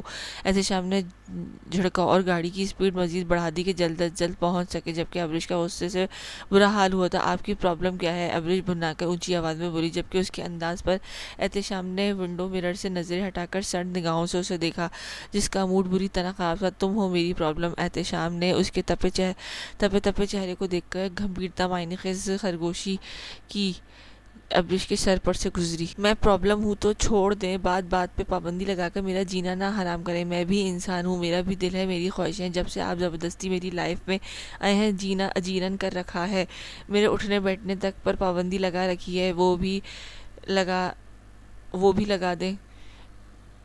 انسان نہ ہو گئی، کوئی کٹھ پتلی ہو گئی جسے جب چاہا جیسے چاہا چلا لیا. وہ شدید قسم کے پینک ہوتے، غصے سے چیخ اٹھی. شاید اس بار اس کی پسندیدہ بارش میں جانے سے منع کیا گیا تھا، اس لیے وہ اگلے پچھلے سارے حساب برابر کرتی بھڑک اٹھی تھی کہ غصے میں وہ زیادہ بول کر احتشام کا میٹر شارٹ کر گئی تھی. بے ساختہ اس نے اسٹیئرنگ پر گرفت مضبوطی سے جما کر شراربار نگاہوں سے اسے دیکھا تھا جو دروازے کے ساتھ چپک کر بیٹھی باہر دیکھ رہی تھی. تبھی احتشام جھٹکے سے گاڑی کو بریک لگاتا بڑی اچانک سے اس کی کمر میں ہاتھ ڈالے اسے اپنی جانب کھینچا تاکہ وہ لہرا کے اس کے سینے سے آن لگی تھی. احتشام نے اس کی کمر میں حصار مضبوط کرتے چہرہ اس کے چہرے کے انتہائی نزدیک کیا تھا. چھوڑنے کا تو سوال ہی پیدا نہیں ہوتا وائفی، مجھ سے چھٹکارا موت کی صورت ممکن ہے، اور اس سے پہلے میں تم سے اس حد تک شامل ہو جاؤں گا کہ تمہاری سانس سانس میں میری خوشبو آئے گی، تمہارا پور پور میں میری چاہت کا دم بھرے گا، تمہارا دل میرے نام کا ورد کرتے دھڑکے گا، میری قربت تمہارے لیے باعث سکون ہوگی اور مجھ سے دوری اذیت ناک ثابت ہوگی. اس لیے یہ خناس دماغ سے نکال پھینکو تو بہتر ہے، ورنہ اگلی بار یہ لفظ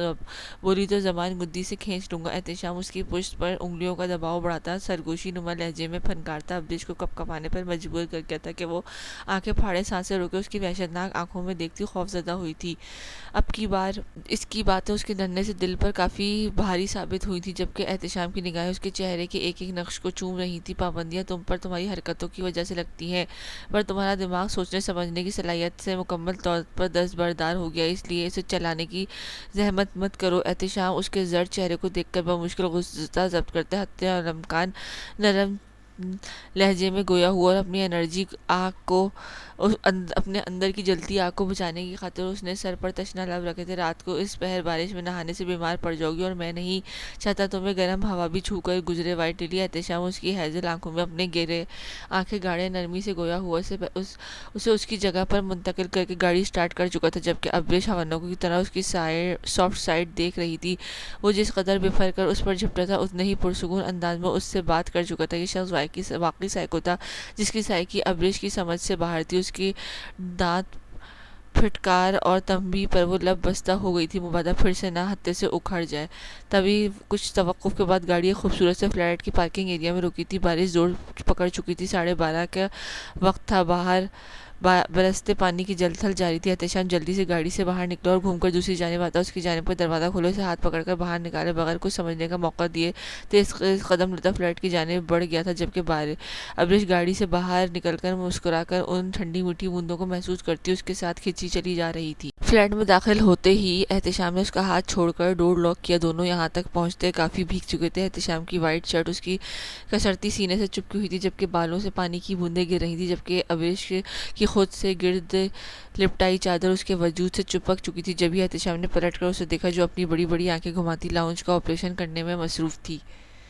2 کمروں، ایک لاؤنج اور ویسٹرن اسٹائل میں کچن میں مشتمل یہ چھوٹا سا فلیٹ انتہا کا خوبصورت تھا، جو کہ ابریش کو بھی کافی پسند آیا تھا. وہ ایک ایک چیز کو دیکھ رہی تھی، جبکہ احتشام کی نظریں اس کے سراپے میں الجھ سی گئی تھیں. بڑی سی چادر جو گیلی ہو کر اس کے وجود سے چپک کر اس کے وجود کی رونائیوں کو واضح کر رہی تھی، اور وہ چادر مٹھیوں میں دبوچے کھڑی اس کے دل میں ہلچل مچا گئی تھی. بے ساختہ دل نے بیٹ مس کی تھی، جبکہ سینے میں جذبات کا تلاطم برپا ہوا تھا. تبھی وہ بڑی اچانک اس کی جانب بڑھتا اسے کھینچ کے کمرے میں لایا تھا. ابریش کی آنکھیں تحیر سے پھیلی تھیں. جو آندھی طوفان بنا اسے اپنا ساتھ کھینچ کر کمرے میں لا چکا تھا. چینج کر لو، وہ اس کی پھٹی آنکھوں میں دیکھتا گمبھیر آواز میں بولا، اور کبٹ سے اپنا ڈریس لے کر واش روم میں بند ہو گیا. کہ مزید رکتا تو اس کے ضبط کا بند ٹوٹ جاتا اور پھر جو جذبات کا طوفان اٹھنا تھا ابریش کے لیے برداشت کرنا مشکل ہو جانا تھا. جبکہ ابریش تو اس کی تیز رفتاری دیکھ کر اش کر اٹھی تھی. انہیں کیا ہوا ہے؟ وہ خود سے بڑبڑائی اور نظریں کمرے کے ایکس رے میں گھمائی. جبھی گلاس ڈور سے ایک بار بالکنی میں برستی بارش دیکھ کر وہ خوشی سے اس جانب لپکی. اسے اس وقت بارش سے مطلب تھا. احتشام نے کیا کہا کیا نہیں وہ سب بھول گئی تھی. ابریش گلاس ڈور کے قریب پہنچ کر واش روم کا بند دروازے کو دیکھتی تیزی سے ڈور کھول کر اسے باہر نکل آئی تھی. ایک بار پھر سے ٹھنڈی بوندوں نے اس کا سواگت کیا تھا اور مسکراتی ہوئی باہر کھلے قدم چلتی وسط میں آن کھڑی ہوئی گول گول گھومنے لگی تھی. تقریباً 20 منٹ بعد احتشام فریش ہو کر ٹراؤزر شرٹ میں ملبوس باہر آیا اور کمرے میں ابریش کو نہ دیکھ کر اس کی بھویں تنی تھیں. وہ ٹاول سے بال خشک کرتا کمرے سے باہر نکلا. کچھ دیر میں وہ سارا فلیٹ چھان مار چکا تھا، پر وہ کہیں نظر نہ آئی تو اس کے ماتھے پر بلوں کا اضافہ ہوا تھا. تبھی دماغ میں دھماکہ سا ہوا تھا. وہ بھیجے جبڑوں کے ساتھ واپس اپنے کمرے میں آیا. نظریں سیدھے گلاس ڈور کے اس پار بارش میں اچھلتے کودتے وجود پر پڑی تھی. میری بات کی نفی کرنا یہ اپنا فرض سمجھتی ہے ڈس اوبیڈینٹ لیڈی۔ احتشام دانت کچکچا کر اسے جانب بڑھا جہاں وہ بچوں کی طرح چھم چھم برستی بارش میں انجوائے کرتی ارد گرد سے بیگانہ لگ رہی تھی۔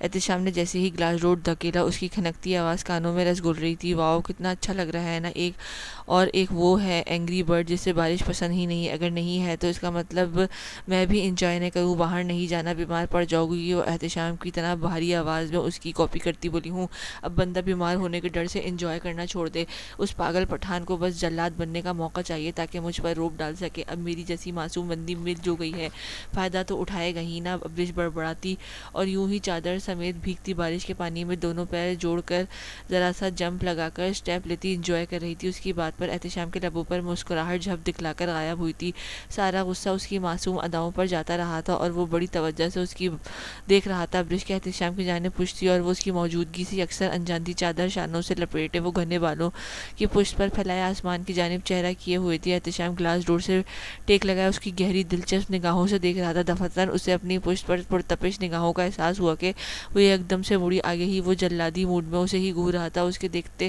پر ہی احتشام چہرے پر کرختگی سجائے گرے آنکھوں سے گھور رہا تھا کہ ابریش کے معصوم جان پر بن آئی تھی۔ وہ پلکیں جھپکتی دونوں بازو سینے پر لپیٹے کھڑی اسے ہی دیکھ رہی تھی، جبکہ احتشام کی نظریں ان بوندوں پر تھی جو اس کے چہرے کو چھو رہی تھی۔ تبھی احتشام نے اسے انگلی سے اشارہ کرتے اپنی جانب بلایا کہ ابریش حلق تر کرتی ہلکی سی پھونک مار کر بارش کی بوندوں کو ہونٹوں سے جدا کرتی ہولے سے اس کی جانب بڑھی۔ ابریش کا بکھرا بھیگا سراپا احتشام کو تھپک تھپک کر سلائے جذبات بری طرح بہکا گیا تھا۔ تمہیں میں نے کیا کہا تھا؟ اس کے قریب آتے ہی احتشام درستگی سے بولا۔ میرا دل کر رہا تھا۔ وہ چہرے پر چپکی لٹیں ہٹاتی معصومیت سے گویا ہی چلو اندر آؤ۔ احتشام نے اسی انداز میں حکم صادر کیا تو وہ شرافت کا مظاہرہ کرتی اس کے پاس سے گزرتی کمرے میں آئی ہی تھی کہ چھینکوں نے حملہ کیا۔ اچھو اچھو، دیکھا تمہیں لگ گئی نا سر؟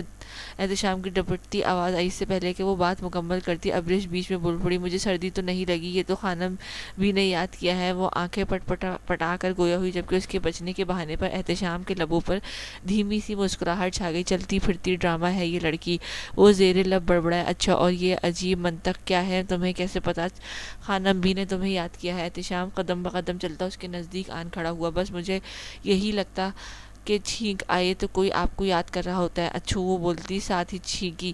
اب کس نے یاد کیا ہے؟ احتشام نے ایبروچ کا سخت لہجے میں استفسار کیا۔ اب مورے نے۔ اچھو، جبکہ احتشام نے نفی میں سر ہلایا کہ عمر ڈالنے والے کہکوں کا دانتوں تلے لب دبا کر رکا اور پھر اس کے بعد نہ ختم ہونے والا سلسلہ شروع ہو چکا تھا۔ احتشام ٹراؤزر کی پاکٹ میں ہاتھ ڈالے غصے بھری نگاہوں سے گھور رہا تھا، جبکہ چھینکوں سے تھوڑی سی فرصت ملی تھی کہ اس نے احتشام کو دیکھا۔ اس بار سردی نے یاد کیا ہے، وہ منمنائی۔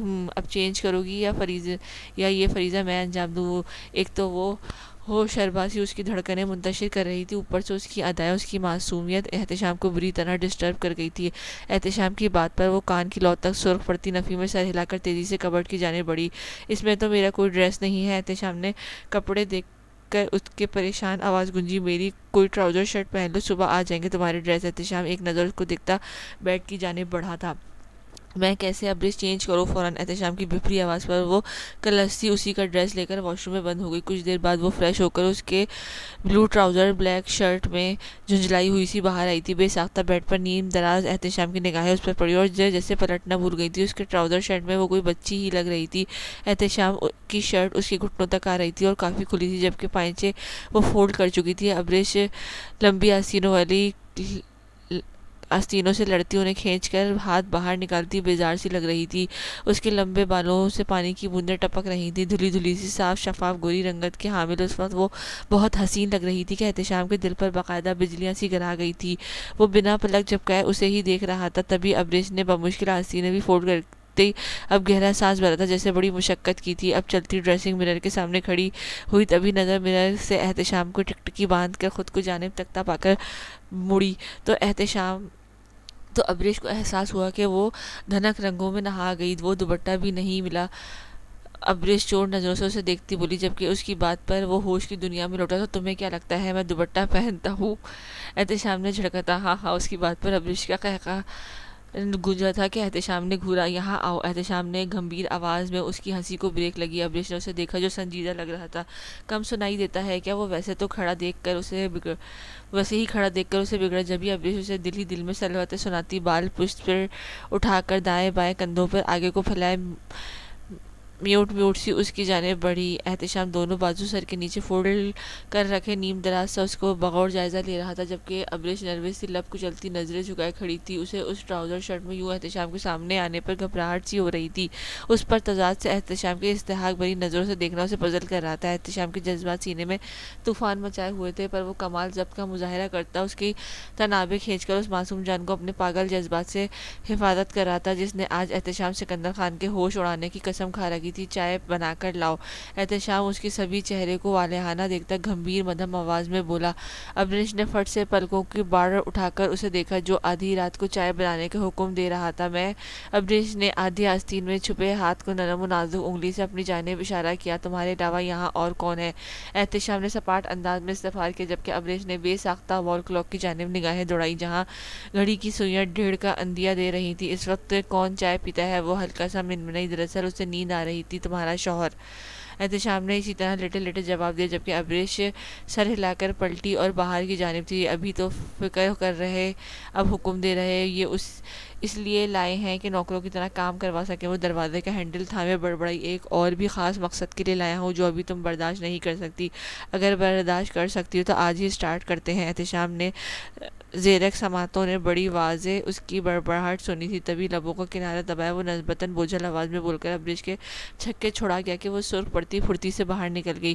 وہ جو کمرے میں زیرو پاور کی روشنی جلائے آنکھیں موندے لیٹا تھا، جب بھی ابریش کلک کی آواز کے ساتھ دروازہ کھولے چھوٹی سی ٹرے میں کپ رکھے کمرے میں آئی۔ وہ لب کچلتی رفتہ رفتہ اس کی جانب بڑھی، جبھی احتشام نے آنکھیں کھول کر اسے دیکھا جو اس سے کچھ فاصلے پر کھڑی تھی۔ وہاں بیٹھو۔ احتشام نے بیڈ کی دوسری سائڈ کی جانب اشارہ کیا۔ ابریش یوں ہی کپ تھامے جھک کر اس کی طرف آن بیٹھی۔ پیو جی۔ ابریش حیران ہوئی۔ چائے پیو، ٹھنڈ لگی ہے تمہیں؟ احتشام نے وضاحت کی، جبکہ ابریش نے اسے دیکھا جو اس کی فکر کر رہا تھا، اور چائے بھی اسی سے بنوائی تھی، یہ نہیں کہ خود بنا کر لا دیتا۔ ابریش نے دل میں شکوہ کیا، مجھے بنانی نہیں آتی، ویسے بھی یہ کام تم عورتوں کے ہے۔ احتشام اس کی آنکھوں میں ہی اس کے دل میں مچلتے سوال کا جواب دے کر ابریش کو مزید حیران کر گیا تھا۔ جبھی احتشام نے سائڈ ٹیبل سے ٹیبلٹ اٹھا کر اس کی ہتھیلی پر رکھی، جسے ابریش بنا چوں چرا کیے چائے کے ساتھ حلق میں اتار چکی تھی۔ احتشام اس کے برابر لیٹا بازو آنکھوں پر رکھ چکا تھا، جبکہ ابریش چائے کی چسکیاں لیتی اسے ہی دیکھ رہی تھی۔ ورزشی جسامت کا حامل وہ کوئی یونانی دیوتا جیسا تھا۔ اس کی گوری رنگت، مغرور کھڑی ناک، گہرے آنکھیں، تیکھے نین نقوش، گھنے سیاہ سلکی بال جو ماتھے پر بکھرے ہوتے تھے، خوبصورت مڑی ہوئی پلکیں اس کی گری آنکھوں کو مزید خوبصورت بناتی تھی۔ سرخ شگرفی لب، اس پر تضاد، اس کا غصہ، اس کا ایٹیٹیوڈ، سب کا روب و جلال، اس کا انداز بیاں، غرض یہ کہ وہ حسن کا مجسمہ تھا۔ اور یہ خوبصورت شخص بچپن سے ہی ابریش کے نام لکھ دیا گیا تھا۔ شرٹ کے ہاف سلیو سے اس کی کسرتی بازو نمایاں تھے۔ ابریش کی نگاہیں اس کی گھنی نفاست سے ترچھی ہوئی مونچھوں اور ہلکی بڑی بریڈ پر تھی، جس نے احتشام کی خوبصورتی میں چار چاند لگا دی تھے۔ بازو آنکھوں پر رکھے وہ ابریش کی اکثر کرتی نگاہیں خود پر بخوبی محسوس کر رہا تھا۔ اس کا دل ابریش کے باہوں میں بھرنے کے لیے پسلیوں سے باہر سر پٹک رہا تھا۔ وہ اسے محسوس کرنا چاہتا تھا، پر ابریش اس کی حالت سے انجان اتنے وقت چائے پینے میں لگا رہی تھی۔ غصہ نہ کرے تو یہ بہت اچھے ہیں، وہ مدھم سا بولی، اور چائے کا خالی کپ سائڈ ٹیبل پر رکھے اٹھنے لگی۔ اس سے پہلے کہ وہ قدم فرش پر رکھتی، جبھی اس کی کلائی احتشام کی آہنی گرفت میں آئی۔ کہاں جا رہی ہو؟ احتشام نے سرخ آنکھوں سے اسے دیکھا جو ابریش کے قرب کی تمنا کی خواہش تھی، خمار سے سرخ پڑ گئی تھی، جبکہ ابریش جو اسے سونے کا خیال کرتی، صوفے پر سونے کا ارادہ رکھتی تھی، اس کو جاگتے پا کر گڑبڑا سی گئی تھی۔ کہیں نہیں۔ اس کے تیور دیکھ کر وہ نفی کرتی بولی، سوچنا بھی مت، عادت ہو گئی ہے مجھے تمہاری۔ وہ اسے کھینچ کر سینے پر گراتا، دونوں بازوؤں کو اس کی پشت پر باندھے، اس کے ہلکے نم بالوں میں چہرہ چھپایا، اس کے صوفے پر سونے کا ارادہ بخوبی سمجھ کر بوجھل آواز میں وارننگ دی، جبکہ ابریش دھڑکنوں کا شور حد درجہ بڑھ چکا تھا۔ وہ اسے لمحہ بلمحہ سخت گرفت کیے خود میں بھیج جا رہا تھا۔ احتشام، ابریش نے گھبرا کر مدھم آواز میں پکارا، آرام سے لیٹی رہو، کچھ دیر مجھے محسوس کرنے دو۔ وہ اس کے نازک وجود کو خود سے لگائے اس کی گردن پر لب رکھے جذبات سے بوجھل لہجے میں بولا، جبکہ ابریش کی جان آدھی ہو رہی تھی۔ اس کا لمس پر حدت گرفت، اس کے فسوں طاری کرتے گمبھیر آواز سب نے مل کر ابریش کی زبان گنگ کر دی تھی۔ اس کے منہ سے الفاظ ادا ہونے سے انکاری تھے، جبکہ وجود میں سرد لہریں سرایت کر گئی تھیں۔ تبھی اس کی کسمسا کر مزاحمت کی جو اس پر ہی بھاری پڑی تھی کہ احتشام کروٹ بدل کر اس کو بیڈ پر ڈالے گھٹا کی مانند اس پر چھایا قبضہ جما چکا تھا۔ احتشام کی آنکھوں میں چھلکتے تقاضوں پر ابریش کے گلے میں گٹلی سی ابھر کر مدھوم ہوئی تھی، جبکہ پیشانی پر پسینے کے قطرے چمکنے لگے تھے۔ احتشام اس کی کلائیوں کی بیڈ پر اوپر کیے چہرے میں پر جھکا دیوانہ وار اس کے چہرے کو اپنے لمس سے مہکانے لگا تھا۔ اس کی شدت بھرے جنون پر ابریش حق دکسی رہ گئی تھی۔ احتشام اس پر مکمل طور پر چھایا، دوسرے سے کمر پر زور بڑھایا، وہ ابریش کے سینے میں بھیگ چکا تھا۔ مجھے نیند آئی ہے، وہ زور سے آنکھیں بند کیے بولی، اور ابریش اس کے وردی وجود کے نیچے دبی حرکت کرنے سے محروم تھی۔ اس کی ملتجی آواز پر احتشام نے اس کی تھوڑی پر سلگتے لب رکھتے چہرہ اس کی گردن میں چھپایا۔ سو جاؤ، وہ اسی کی خوشبو خود میں اتارتا بولا۔ آپ دور ہو، وہ احتشام کے انداز پر گھبرائی ہوئی سی بولی۔ ایسے ہی سونا پڑے گا۔ وہ دونوں بازو اس کے پہلوؤں میں لپیٹ کر کمر میں ہزار تنگ کرتا، اس کی شہرک پر لب مس کرتا بوجھل آواز میں بولا، پر میں سو جاؤ وائٹ للی، اس سے پہلے میرا ضبط ٹوٹا اور میں تمہارے وجود میں روح میں سما کر تمہیں اپنی شدتوں سے روشناس کروں۔ وہ اس کی ٹانگوں کو اپنے پیروں سے سہلا کر سرگوشی نما بول کر ابریش کے چوتھا طبق روشن کر گیا تھا، جبکہ وہ دھک دھک دل سے اس کا بوجھ خود پر برداشت کرتی سختی سے آنکھیں میچ گئی۔ عجیب سے احساس سے دو چار وہ احتشام کی قربت میں سکون محسوس کر رہی تھی۔ دونوں ہی ایک دوسرے کی سنگت میں اتنے دنوں بعد اب دل کو قرار پہنچا رہے تھے، اور وہ جو بپھری شیرنی بنی ہوئی تھی، وہ جو بپھرا شیر بنا ہوا تھا، قربت میں ان لمحات میں دونوں کی ساری فرسٹریشن ختم ہوتی محسوس ہوئی تھی۔ جبھی احتشام نے اس کے ہاتھوں کو اپنے شانوں سے گزار کر گردن میں ڈالے، مزید پھیل کر اس پر لیٹا، پاؤں سے کمفرٹر کھینچ کر دونوں کے اوپر وہ مدھم سی روشنی میں گل کرتا آنکھیں موند گیا تھا، جبکہ ابریش دھڑکنیں شمار کرتی، اس کی جھلستی سانسوں کو گردن پر محسوس کرتی، اس کی دھمکی کے ڈر سے مزاحمت کرنے سے قاصر تھی۔ کچھ دیر بعد احتشام کی بھاری ہوتی سانسوں کو سنتی وہ پرسکون سی ہوئی تھی، جبکہ دل کی دھڑکن ہنوز بڑی تھی۔ نیند میں بھی وہ اپنے گرد احتشام کی سخت گرفت محسوس کرتی، اس کے چوڑے مضبوط شانے پر پیشانی ٹکائے خود بھی آنکھیں موند گئی تھی۔ احتشام مکمل مدہوشی کے عالم میں مگن ابریش کی قربت میں نیند میں مہو تھا۔ وہ ابریش کے وجود کو گاؤ تک کیا سمجھ کر باہوں میں بھرے اس کے بالوں میں چہرہ چھپائے ہوئے تھا۔ ابریش جو مکمل ہی سوئی تھی کہ احتشام کی گرفت مزید سخت ہونے اور جھلسا دینے والی سانسوں کی تپش کان میں محسوس کرتی جاگ چکی تھی۔ وہ حقیقتاً جان چکی تھی کہ احتشام نے اس کو سزا دی تھی، اور سزا کل اس کا انکار کرنا تھا، جس نے احتشام کو لمحے کے لیے انگاروں پر لوٹنے پر دھکیل دیا تھا۔ جبھی ابریش کی قربت میسر آتے ہی وہ اسے اپنے عمل اور انداز سے یہ آشنا کروا گیا تھا کہ اس کی بات نہ مان کر خود کو بری طرح پھنسا چکی ہے، پر وہ اس دوران احتشام نے رعایت برتی تھی اور ابریش کو وقت دینا چاہتا تھا۔ وہ نہیں چاہتا تھا کہ ابریش کی مرضی کے خلاف وہ اس کو اپنا بنا لے، جبکہ پہلے وہ ابریش کے دل میں اپنی محبت دیکھنا چاہتا تھا۔ وہ دیکھنا چاہتا تھا کہ ابریش اس کے لیے کیا جذبات رکھتی ہے۔ وہ ابریش کو اپنے عشق میں پور پور ڈوبا اتنا تو وہ جان گیا تھا کہ اس کی قربت ابریش پر کس قدر اثر رکھتی تھی، کہ وہ ابریش نے کبھی احتشام کی قربت یا اس کے پاس آنے پر ناگواری کا تاثر نہیں دیا تھا، نہ بیزاری دکھائی تھی، بلکہ وہ تو احتشام کے چھونے پر فطری شرم اور جھجک میں گنج جاتی تھی۔ اس کے وجود کا لرزنا، دل کا دھڑکنا، نظریں چرانا، دھنک رنگوں میں نہانا احتشام کو بری طرح اپیل کرتا تھا کہ وہ اس حسن کی مورت کو روح تک میں اتر جائے اور اپنے تمام تر محبت شدتیں اس پر نچھاور کر دے، پر اس سے پہلے وہ ابریش کے عشق میں مبتلا دیکھنا چاہتا تھا، اور بہت جلد وہ ابریش کی محبت سے فیضیاب ہونے والا تھا۔ ہر بار ابریش کی قربت میں وہ سب کچھ بھول کر بن لیے ہی بہک جایا کرتا تھا، پر اسے سب میں بھی وہ خود کو مضبوط رکھتا تھا۔ ایک حد تک وہ اس کے قریب رہنا تھا۔ وہ جب یہ حد بند اندیاں ٹوٹتی تھی تو شرم و حیا کی تمام پردے گرا کر ایک نئے رشتے کا آغاز ہونا تھا۔ جنونی اور عشق کے مدغم میں پرویا رشتہ۔ ابریش ہلکی سرخی مائل ہیدل آنکھوں سے خود پر چھائے احتشام سکندر خان کو دیکھ رہی تھی۔ اس بار احتشام کی قربت نے ابریش کی نیندیں اڑا دی تھیں، جو پورے حق اور ملکیت سے اس پر چھایا ہوا تھا۔ ایک ہاتھ اس کی کمر میں ڈالے، دوسرا اس کی گردن کے پیچھے سے گزار کر اس کا نازک شانے پر جمائے وہ ابریش کو قید کیے ہوئے تھا، جبکہ ابریش کی دھڑکنوں کا رقص ہنوز جاری تھا اور وجود میں ہلنے کی سکت تک نہ تھی۔ چہرہ اس کی پوزیشن دیکھ کر سرخ ہو کر بھاپ چھوڑنے لگا تھا۔ ایک عجیب سے احساس سے دو چار وہ کپ کپاتی ہوئی اپنی گردن میں چہرہ چھپائے احتشام کے گھنے بالوں میں انگلیاں سہلانے لگی تھی۔ اس کی نرم انگلیوں کے لمس محسوس کرتے احتشام نے نیند میں ہی لب اسے کان میں مس کیے تھے۔ ایک خشکن وجدان ابریش کے وجود میں پنجے گاڑ چکا تھا کہ اس کے لبوں پر ہلکی سی مسکراہٹ چھائی تھی۔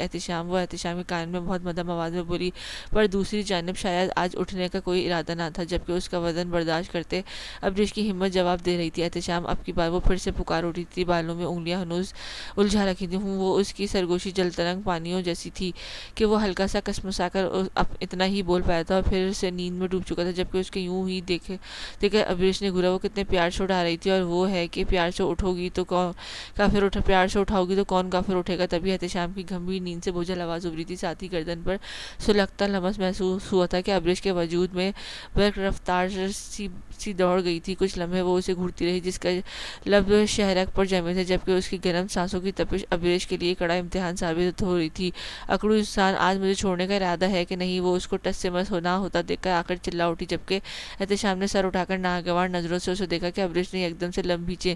نہیں، نہ آج نہ کل، مرتے دم تک تمہیں یوں ہی اپنی باہوں میں رکھنا چاہتا ہوں۔ تمہاری قربت ہی اس قدر نشہ آور ہے کہ میں چاہ کر بھی اس نشے سے نہیں نکل پا رہا۔ احتشام نے چند سانس سے لیے اس کے گلال چہرے کو دیکھا اور پھر جھک کر اس کی تھوڑی کے بھنور میں چھبلکتے سیاہ تل پر تشنہ لب رکھ کے دل مٹھی میں جکڑ لینے والی پرفسو گمبھیرتا سرگوشی کرتے ابریش کے گرد ایک طلسمی ماحول برپا کیا تھا کہ اس کے دل پسلیوں سے باہر سر پٹکتے سانسوں میں تیزی بھر گیا تھا، جس سے احتشام بخوبی اپنے کسرتی مضبوط سینے پہ محسوس کرتا دلکش انداز میں مسکرا اٹھاتا، اور ابریش کے لیے مزید اسی قربت میں معنی خیز باتیں برداشت کرنا مشکل امر ثابت ہو رہا تھا۔ تبھی وہ دل کی حالت اور احتشام کے دست و لب کی گستاخیوں پر بڑبڑاتی اس کے بالوں کو زور سے مٹھی میں دبوچ کر کھینچ چکی تھی۔ احتشام جو اس کے کندھے پر لب رکھ رہا تھا، درد کی شدت سے دور ہوتا بھڑکا۔ واٹ میڈنس از! اٹھے میرے اوپر سے، مجھے واش روم جانا ہے۔ اس سے پہلے کہ احتشام بات مکمل کرتا، ابریش بھی بگڑی تھی، جبکہ سارا خمار بخت سے اڑا تھا کہ احتشام نے خون خوار نگاہوں سے جنگلی بلی کو دیکھا تھا۔ تمہیں سینس نہیں؟ اٹھانے کا بندہ پیار سے بھی تو جگا سکتا ہے۔ پیار سے بھی جگایا تھا، آپ نے ہی کہا ایسے جگاؤ گی تو کون کافر اٹھے گا، اس لیے یہ طریقہ اپنائے۔ ایک تو ساری رات آپ نے مجھے ہلکان کیے رکھا اور ابھی بھی نہیں اٹھ رہے۔ ابریش نے منہ بسورا۔ ویٹ، تم اسے ہلکان کرنا کہتی ہو؟ احتشام نے اس کی پہلی بات اگنور کی، آنکھیں چھوٹی کر کے گھورا، جبکہ ابریش نے بات کی تائید میں زور زور سے سر ہلایا۔ جس دن تمہارے بے انتہا قریب آ گیا نا، اچھے سے جان جاؤ گی ہلکان ہونا کسے کہتے ہیں۔ وہ دو معنی لہجے میں کہتا بیڈ سے اٹھ کھڑا ہوا تھا۔ کپڑے نکالو میرے، دیر کروا دی تم نے، وہ سنجیدگی سے کہتا ابریش کو حق تک چھوڑ کر واش روم میں بند ہو گیا۔ آپ سمجھ کیوں نہیں رہے کہ میرے بابا کو ارتضیٰ خان نے اغوا کیا ہے؟ آفتاب ہتے سے اکھڑ گیا تھا۔ آپ کے پاس کیا ثبوت ہے کہ ارتضیٰ خان نے اغوا کیا ہے، جبکہ اس دن وہ یہاں موجود نہیں تھے، بلکہ وہ اس دن اسمبلی کے اجلاس میں شریک تھے۔ ایس ایچ او جانتا تھا کہ آباد خان ارتضیٰ خان کے پاس ہے، پر اس کے پاس کوئی ثبوت نہیں تھا۔ وہ اس بنا پر ارتضیٰ خان کو ایکسپوز کرتا اور نہ ہی وہ ایسا کرنا چاہتا تھا۔ وہ معاملے سے بخوبی واقف تھا، جبھی وہ آفتاب خان کو ساری صورتحال سے آگاہ کر رہا تھا۔ تم سارے کے سارے ملے ہوئے ہو، میں تمہیں چھوڑوں گا نہیں۔ آفتاب اس کے سامنے ٹیبل پر جھکا دھمکی آمیز لہجے میں بولا تھا، آپ جانتے نہیں، آپ اس وقت تھانے کھڑے ہیں اور یہ الفاظ کس قدر مہنگے پڑ سکتے ہیں آپ کو۔ نتیجن وہ بھی آگ بگولا ہوتا بولا، تمہیں ارتضیٰ خان کو گرفتار کر کے انویسٹیگیشن کرنی چاہیے۔ دیکھیں، کمپلین درج ہو چکی ہے آپ کی اور ہم شک کی بنیاد پر ان کو گرفتار نہیں کر سکتے، البتہ ان سے پوچھ تاچھ کر چکے ہیں اور ساری ڈیٹیل بھی ان سے لے چکے ہیں۔ وہ کڑی نظروں سے آفتاب کو دیکھتا تفصیل بتانے لگا، ہم سب جانتے ہیں کہ وہ ہمارا دشمن ہے۔ آفتاب ہنکارا بھرتے بولا، وہ آپ کا معاملہ ہے، کون کس کا دشمن ہے؟ بہرحال ہماری ٹیم انویسٹیگیشن کر رہی ہے۔ آپ کے والد کو کس نے اغوا کیا؟ جلدی کوئی سراغ ہاتھ لگتا ہے تو ہم آپ کو آگاہ کر دیتے ہیں۔ No you can go. S H O Nawaz Khan نے سخت گیر لہجے میں کہہ کر اپنے سامنے ٹیبل پر پڑی گائیڈ پر جھک گیا تھا۔ تمہیں تو میں چھوڑوں گا نہیں۔ آفتاب اسے گیدڑ بھپکیوں سے نوازتا باہر نکلا، جبکہ ایس ایچ او نے ارتضیٰ خان کو کال ملائی تھی۔ وہ غصے سے کھولتا تھانے سے باہر آیا۔ آج ہی وہ پاکستان آیا تھا کہ اس کے ملازم اور آباد خان کے آدمیوں نے اس کی رہائش سے غائب ہونے کی ساری تفصیل منوغن آفتاب کو بتائی تھی۔ پچھلے ہفتے سے وہ اپنے آدمیوں سے اپنے باپ کی تلاش کروا رہا تھا، جبکہ پولیس اسٹیشن کمپلین بھی درج ہو چکی تھی، پر مسلسل ناکامی کے باعث وہ باپ کی محبت میں پاکستان چلا آیا تھا۔ آفتاب خان جانتا تھا کہ اس کی موجودگی سے سب لوگ سوال اٹھائیں گے کہ وہ مر تو چکا ہے، پر پھر زندہ کیسے ہو کر آ گیا؟ پر وہ سارا کچھ بھولے پاکستان پہنچ چکا تھا۔ اس کے اندازے کے مطابق سب لوگ آفتاب کو دیکھ کر طرح طرح کے سوال کرنے لگے تھے۔ سالوں پہلے زمین پر آباد خان نے اپنے بیٹے کو مرا ہوا کیوں ثابت کیا تھا، فلاں فلاں، پر آفتاب ایک نئی کہانی سن کر ان سب کے سامنے منہ بند کر چکا تھا۔ وہ زندہ تھا اور کسی دشمن نے اغوا کر کیا ہوا تھا، اور پھر وہ بیمار رہا تھا، پر اس کا باپ انجان تھا، اور یہ الگ تھا کہ وہ آگ میں جھلس گیا ہے۔ اس طرح کے جھوٹ چلا کر علاقے والوں کو سامنے اپنی پوزیشن کلیئر کرتا وہ تھانے آیا تھا۔ تبھی آفتاب کو اس کے خاص ملازم کی کال آئی تھی، جسے سنتے ہی وہ ہل گیا تھا۔ جہاں ملازم نے اسے اس کے باپ کی موت کا بتایا تھا اور کوئی بڑی بے دردی سے اس کے باپ کو مار کر حویلی سے کچھ دور پھینک گیا۔ آفتاب سنتے ہی غم و غصے کے عالم میں فوراً وہاں سے نکلا تھا۔ ابریش بڑبڑاتی احتشام کے کپڑے نکال کر دوسرے روم میں فریش ہو کر کچن میں آئی تھی۔ وہ کھڑی سوچ رہی تھی، تبھی احتشام کمرے سے باہر آیا اور اس کے منہ سے انگلی دبائے دیکھ کر اسی جانب چلا آیا۔ کیا ہوا، ناشتہ نہیں بنایا تم نے؟ احتشام نے آئی برو چکاتے سوال داغا۔ وہی سوچ رہی ہوں کہ کیا بناؤں، کیونکہ مجھے تو کچھ بنانا آتا ہی نہیں، وہ انگلیاں مروڑتی اپنے پھوڑ پر کا بتا رہی گئی۔ بتا گئی، باتیں بنانا تو آتا ہے نا؟ احتشام نے طنز کیا۔ تبھی ابریش نے جھٹ سے اسے دیکھا۔ تم نے ابھی تک کچھ نہیں سیکھا؟ احتشام نے ماتھے پر بل پڑے۔ ابریش نے نفی میں سر ہلایا۔ پر اب سیکھو، کیونکہ میں تمہارے ہاتھ کا کھانا بنا کھانا کھانا چاہتا ہوں۔ وہ اسے دیکھ کر اپنی بات پر زور دیتا بولا، جبکہ ابریش نے دانت کچکچائے تھے۔ تبھی ڈور بیل بجی تھی کہ احتشام اسے چھوڑ کر دروازے کی جانب بڑھا۔ سر، آپ کا پارسل۔ آنے والے نے ایک بڑا سا شاپر پارسل پکڑایا تھا۔ احتشام نے ناشتہ آرڈر کیا تھا اور آتے ہی پارسل ابریش کو پکڑا کر لاؤنج میں صوفے پر آن بیٹھا، کال سننے لگا۔ ابریش نے ناشتہ ٹیبل پر سجا کر احتشام کو بلایا تھا۔ ناشتہ دونوں نے مکمل خاموشی سے کیا تھا۔ یہاں کب تک رہنا ہے؟ ابریش نے اس کو چیئر سے اٹھتے دیکھ کر استفسار کیا۔ سمجھو تمہاری قید ہے اور اس قید کی رہائی فی الحال ناممکن ہے، وہ سرد لہجے میں بولا۔ کیا مطلب؟ ابریش نے الجھتے استفسار کیا۔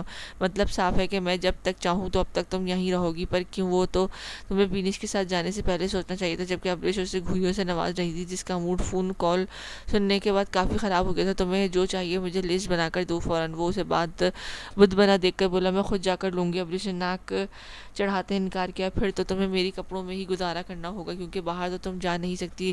لوں گی تمہیں خود جا کر۔ ابریش بزد ہوئی۔ واپسی پر بھی ویل چیئر پر آؤ گی؟ احتشام نے دھمکایا۔ یہ فون پکڑو۔ جبھی احتشام نے اس کی نرم و ملائم ہتھیلی پر فون رکھا۔ یہ ہمیشہ تمہارے پاس ہونا چاہیے۔ اس میں میرا نمبر سیو ہے۔ میں جب بھی کال کروں گا تم پہلی بار پر کال اٹھاؤ گی، اور خبردار جو حویلی میں کسی سے بھی رابطہ کرنے کی کوشش کی تو ویسے تو کوڈ لگا ہے، تم میرے علاوہ کسی کو بھی کال نہیں کر سکتی، پر احتیاط ضروری ہے۔ وہ اس کی گہری نظروں سے دیکھتا بولا کہ ابریش نے منہ بسورا۔ احتشام اسے مزید کچھ ہدایت دیتا جلدی سے آنے کا کہہ کر چلا گیا اور دروازہ لاک لگانے کا کہنا نہیں بھولا تھا۔